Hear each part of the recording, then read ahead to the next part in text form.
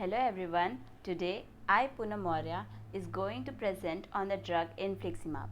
I am a student in Malipa Pharmacy College and I study in PharmD third year.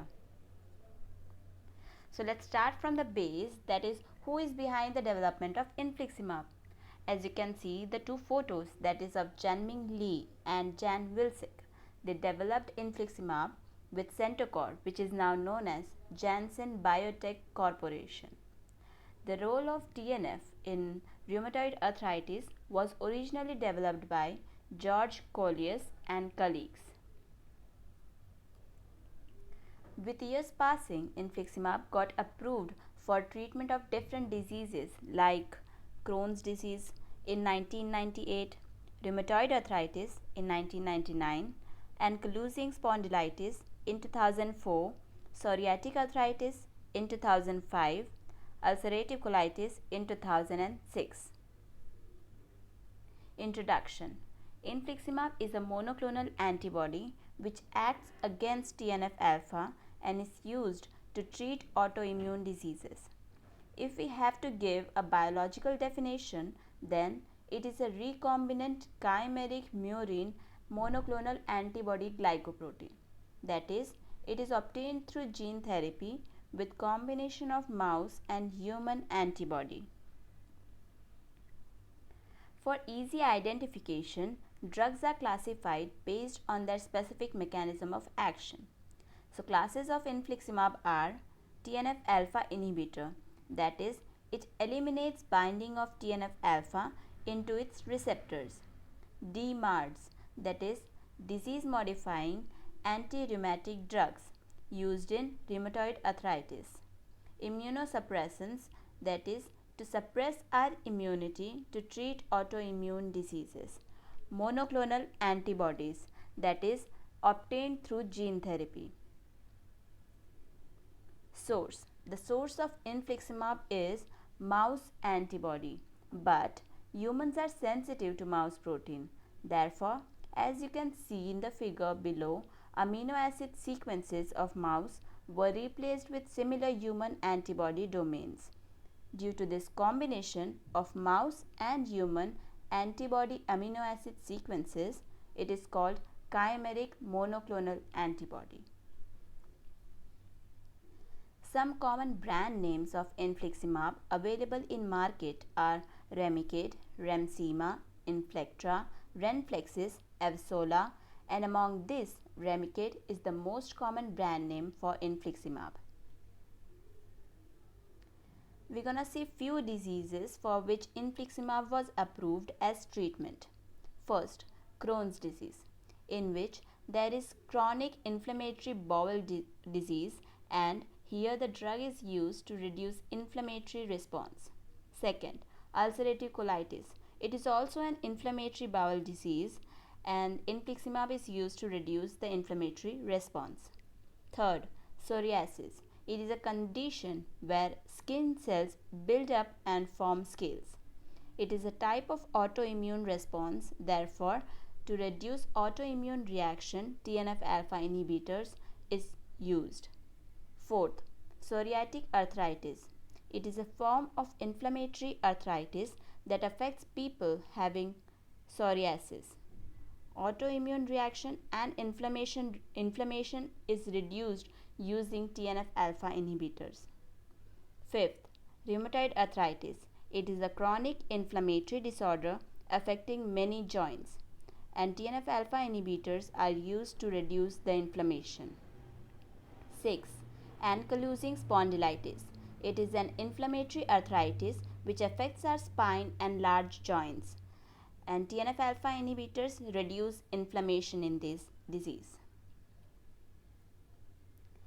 Now let us know how this drug acts. As you can see in the figure, TNF-alpha producing cell produces TNF-alpha, and when it binds to TNF-alpha receptor presenting cells, then inflammatory response occurs. But TNF-alpha inhibitor binds to TNF-alpha and inhibits, or we can say eliminates, the binding of TNF-alpha to its receptors, interrupting the inflammatory response. Pharmacological action of infliximab is mainly to reduce inflammation and treat autoimmune diseases.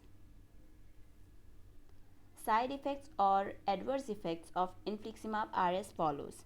Some common side effects are like headache, abdominal pain, nausea, vomiting are observed. There are documentation found for infliximab related hypersensitivity in some patients. Acute infusion related reactions may occur which can be either immediate or delayed type. Anti-TNF agents may cause variety of psoriatic skin rashes that usually resolve after drug discontinuation. Anti-TNF agents may further increase the risk of lymphoma. Dose.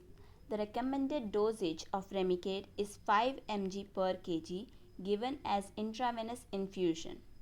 Induction therapy is at 0, 2, and 6 weeks followed by maintenance therapy of 5 mg per kg every 8 weeks for 2 hours. Route of administration. Infliximab is only administered intravenously, that is infused into veins directly for 2 hours. It cannot be given orally because our stomach enzymes destroys the drug. Contraindications. Patients who should avoid infliximab are those suffering from tuberculosis or other severe infections, or those with moderate to severe heart failure, because giving immunosuppressants in such conditions will expose the patient into high risk of infections and further complications. And if there is any known hypersensitivity history, then alternative regimen should be made. Drug-drug interactions. Infliximab will increase effect of some drugs or vice versa.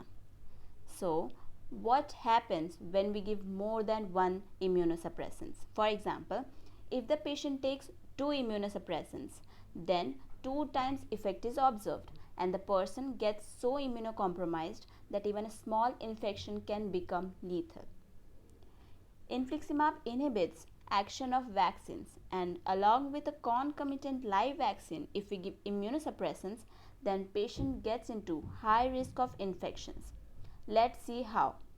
As we know, live vaccines are given so that our body could make up antibodies to fight against them in further exposure. But with immunosuppressants, our immunity goes lower and the few remaining immunity gets in the work to make antibodies, while our body gets completely exposed to infections. Patient counseling. The patient should not share their medication with others. Lab and or medical tests such as CBC, liver function test, skin examination, pap smear, it should be done while using the medication. If the patient misses any dose, they should not double up the dose to catch up. Instead, they should consult their doctor or pharmacist regarding the issue. The drug should be administered by a healthcare professional only. And if the person wants to administer it itself, then he or she should consult the doctor regarding the issue and take proper care. Pharmacist should educate the patient about all the drugs, side effects, contraindications, drug interactions, administration procedure, etc. MCQ quiz session. First, it belongs to which class? Infliximab belongs to which class? A. DMARDs, B. Monoclonal antibodies, C. TNF alpha inhibitor, D. All of the above. The answer is D. All of the above. Second question. Infliximab is which type of monoclonal antibody? A. Chimeric, B. Murine, C. Both A and B, D. None of the above. The answer is C. Both A and B. Third question.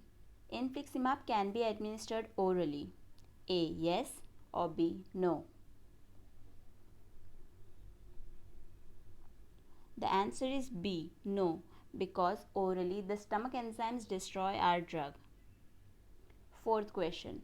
Most common brand name of infliximab is A. Inflectra, B. Remsima, C. Remicade, D. Evsola.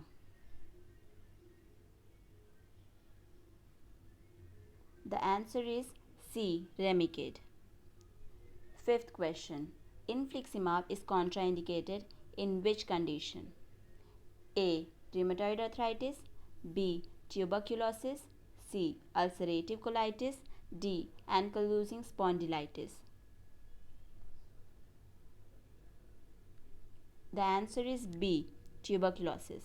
While in rheumatoid arthritis, ulcerative colitis, and ankylosing spondylitis, infliximab is used to treat these diseases. Thank you and have a nice day.